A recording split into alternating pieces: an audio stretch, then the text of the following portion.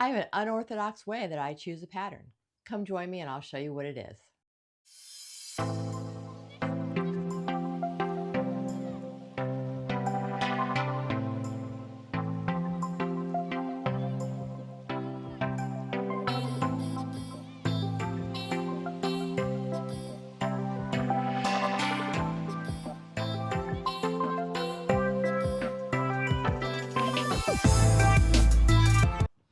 Hi, this is Beth and Marvin with the Mixed Bag of Knitting.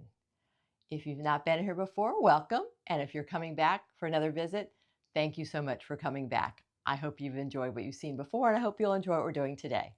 So today, we are going to talk about my unconventional method for choosing patterns. There's lots of different ways to choose patterns, and I've tried many of them. The two major ones, people start off, and I've got friends that have done this. They pick a pattern, and then they go and buy yarn. So my friend Annette told me this was the way to do it. And so a number of years ago, we had a yarn crawl. And so I printed out 4 or 5 patterns. I put them in a little folder with a little plastic on them, and I set off on the yarn crawl. And during the course of the yarn crawl, I bought yarn for, I don't remember, 3 or 4 of those patterns. And I got home and I bought them based on the gauge of the ball band and bought the amount of yarn that the pattern called for, and followed everything just the way Annette told me I should do it. And I got home and I was not able to make any of those yarns work with those patterns without significant math issues. Now I understand that you can adjust a gauge and there's math to do it, and I have a little program on my computer that figures it all out for me, but I really try and avoid using the gauge calculator if it goes up or down more than 1 or 2 stitches. I worry about the proportions and things like that the designer has worked in, and I feel like if it's too much of a difference, I worry that I'll mess it up, and so I like not to do that. So I wasn't able to make any of those patterns work with any of the yarn I got. Very frustrating. Then my friend Tatiana, the way she does it is when she's actually in a store and she finds yarn, she pulls out her app, she goes to Ravelry, and she finds a pattern right there and hooks up the pattern with the yarn at the time she buys it. She never buys yarn without picking out a pattern first. Now, how does she get gauge? She doesn't care about gauge. She is a really, really, really good knitter, and she will knit something and keep trying it on, and based on what's happening, she just makes adjustments. So almost every single pattern she does, she adjusts to fit her. So she starts off with the neck, work top down, tries it on, tries it on, tries it on, and she will adjust it. She does waist shaping all the time, and she's always adjusting the pattern to fit her. So she doesn't really worry too much about gauge because she changes the pattern if it's not fitting her right. So that's a way that she does it. That way won't work for me because I'm not that good. And yeah, I don't do math as well as her. I don't make the adjustments. I'm not good at figuring out where the adjustments need to be like some people are. I'm getting a little better, but that's not my thing. So neither of those methods really worked for me. So the other problem I have is when I buy yarn, it's mostly when I travel. So when I'm traveling, I'm not thinking about what pattern I'm going to make. I'm thinking about shiny thing, shiny thing. I'm in a pretty yarn store and here's pretty yarn, and I buy it. So I buy the yarn, bring it home, goes in the closet, and it's never really designed to fit a particular pattern. Okay. And so when I did that before, I would try and find a pattern. I'd pick out a pattern. I'd try and go through my closet and finding yarn. I'd start knitting up different swatches with different yarn. And I was always having trouble fitting this pattern I found with yarn in my closet. And I sometimes could make it work and sometimes couldn't, but it was always a very frustrating experience. And I was constantly, filling little bags with gauge swatches all over my closet. And then the worst part about it is I would have swatched yarn one time and then I'd swatch it again and it wouldn't even match, and it was never a good fit. Well, then I finally found a method that works for me. And this is where the unorthodox part comes in.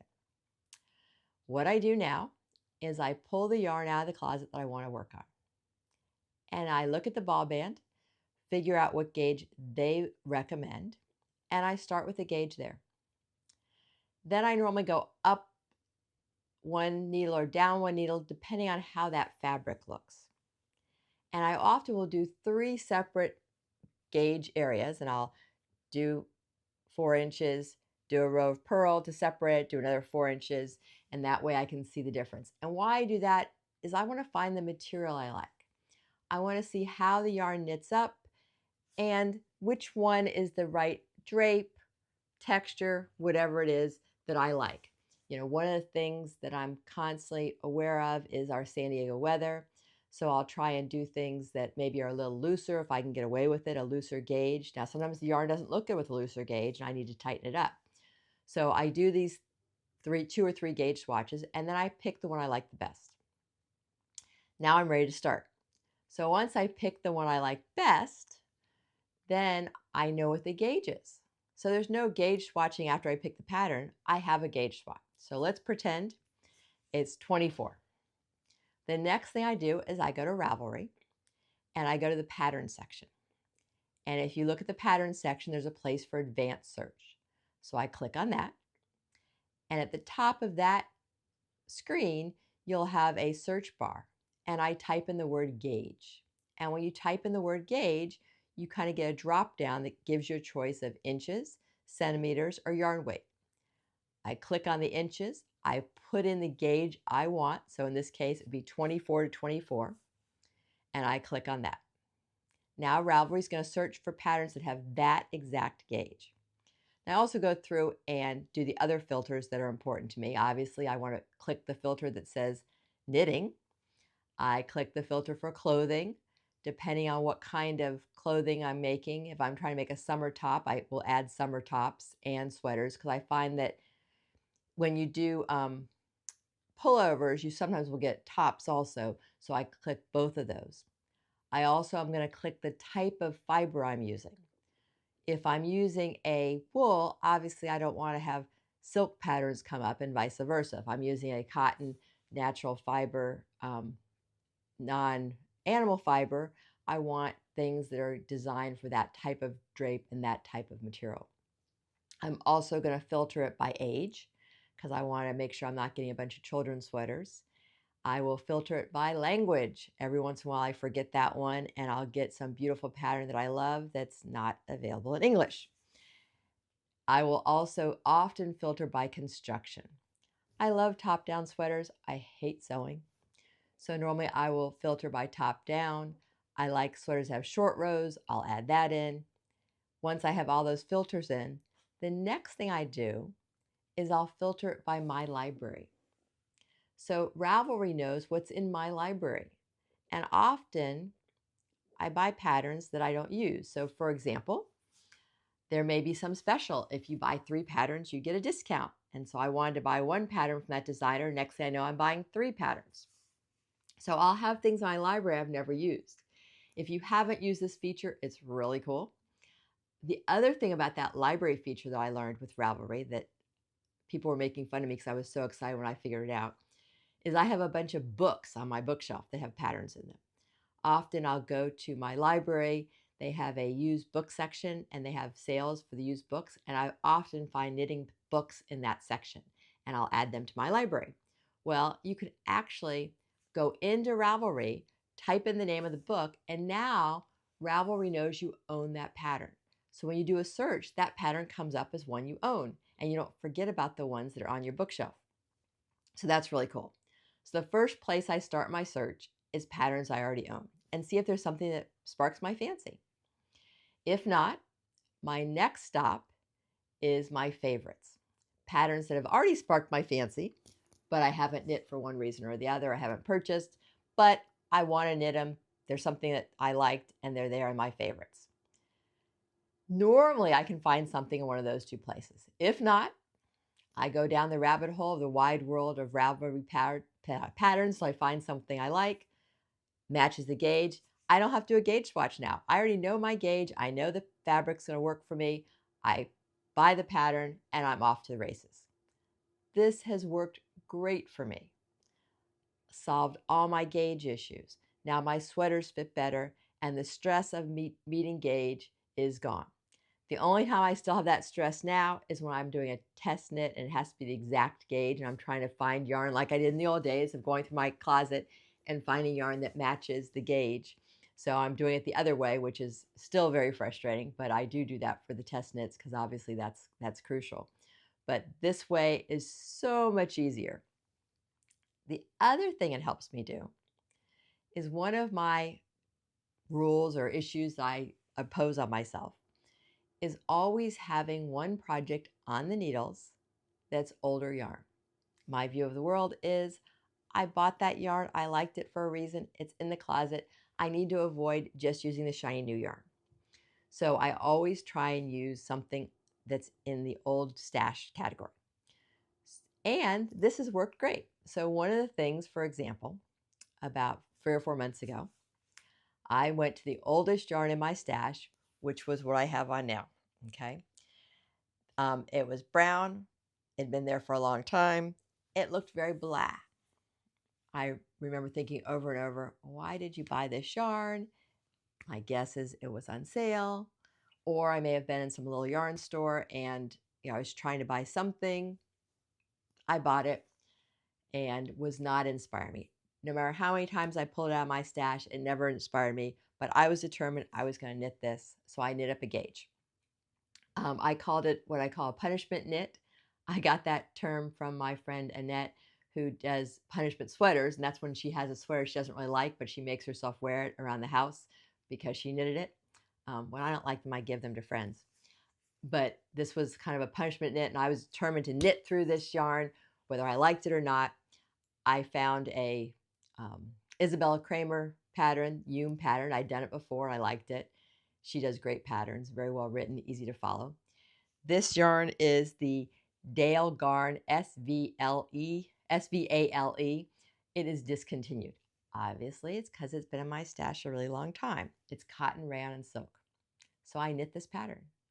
Well, much to my surprise, I love this sweater.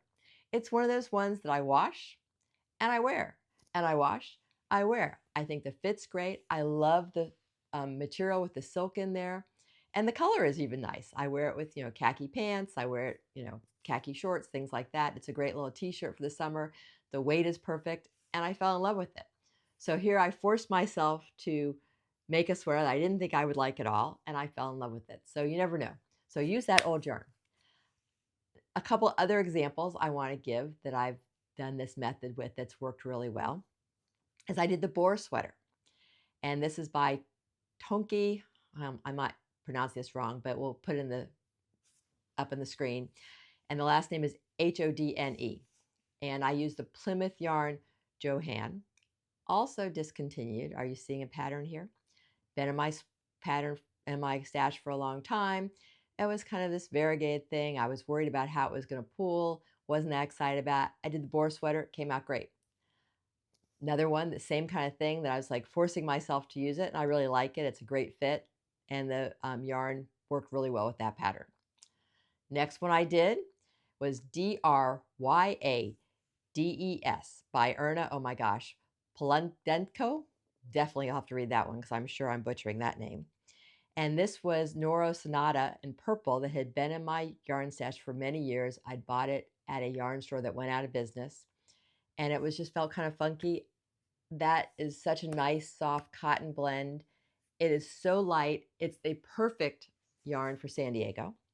Kind of makes myself think I'm doing this wrong in the fact that I don't use the yarn early enough before they get discontinued sometimes, because like that yarn, I think I'll buy more of it. Now it's actually not discontinued, but the way it feels for San Diego, it's just perfect. Same thing. I knit a gauge, went in my favorites, found this pattern, made the pattern. I love it. Next sweater I did this with. Number 17 sweater by Erna Gross in her lookbook. I use the Trendsetter Yarns Blink in pink. This was definitely a yarn that had been in my stash for a long time, and I was not digging it. The whole idea of the sparkly in it, I wasn't digging it. Our taste changes over time. I thought that was really cool back then, but it knit up and it looks adorable. I really like it. I'm happy with it. And once again, proving my point, use the other yarn. You liked it for a reason. Knit it up, see what it works. And that one worked great. Also, short sleeve summer weight San Diego tee. Very happy with it. Good weight, looks pretty. And it's not too blingy. There is a little bling in it, but it doesn't overpower you. It doesn't jump out at you as being some disco yarn. It looks very pretty. The next one was kind of a weird one because I'd taken this yarn that I'd bought when I was in Alaska, and it was the Raven Frog Fires Elegant, and it's in Stormy Seas. And I tried one pattern, and I finished the whole body and tried it on. I just wasn't digging it. And I tinked it. I frogged the whole thing, actually. But I thought, if I put this back in the closet, it's going to stay there with these bad vibes forever, and it's never going to get knitted. So I was determined that I was not putting it back in the closet. I was going to knit it right then and there. So part of what I didn't like about it was the gauge was kind of loose. I reknitted it a gauge on a smaller needle. The first time I knitted the gauge on a bigger needle and thought I liked that material, and I didn't really like it when it knitted up. And I found a pattern. Well, the pattern I found was one I'd done before that had color work.